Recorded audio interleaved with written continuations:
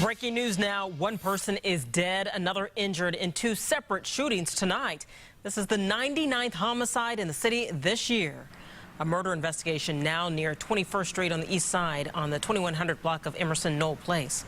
Officers found a victim with a gunshot wound to the neck. That person was taken to the hospital in critical condition, but declared dead only a short time later. The shooting is the city's 8th homicide in the past week alone. And just 6 minutes before, there was a shooting on North Colorado. Due to the time and the vicinity of where they were shot, detectives are led to believe that they are related. But again, we like to put all those pieces in place before we make an exact determination of saying, yes, these are absolutely related. Meanwhile, police are investigating a pair of Tuesday shootings that happened on the same east side street. Neighbors on and around Keeling Avenue say this week's shootings are just the latest in an outbreak of violence in that area this year. I kind of think the respect for life has changed, you know. Working for you tonight, RTV6's Chance Walser spoke with people about their fears. He joins us live downtown now with their stories. Chance?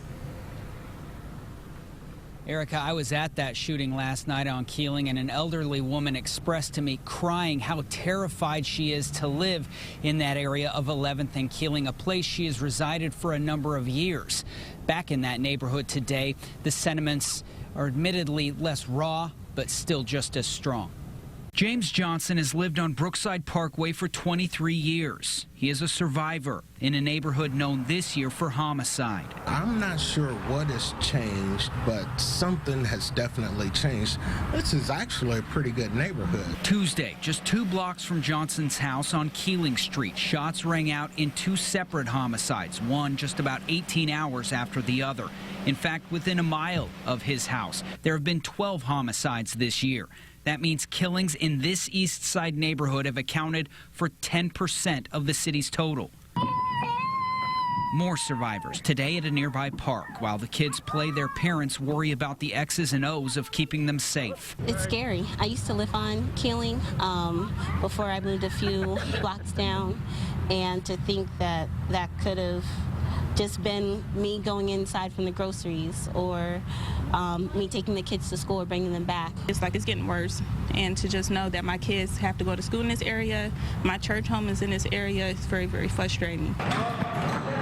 At the neighborhood rec center, the squeak of survivors, young men who are avoiding the streets by taking their talents to the hardwood. I'll be up here all day, hoping everybody up here. It's good. It feels good. At least I'm not in the streets.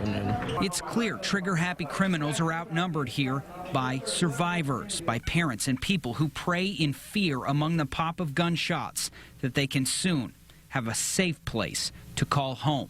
My children deserve a chance to grow up and to be adults, and I feel like the way violence is set up now, people don't care about other people's lives anymore.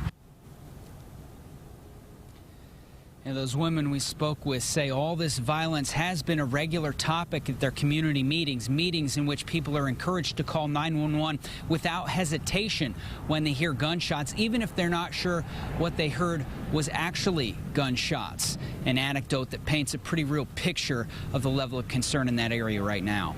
Live downtown tonight, Chance Walser, RTV6.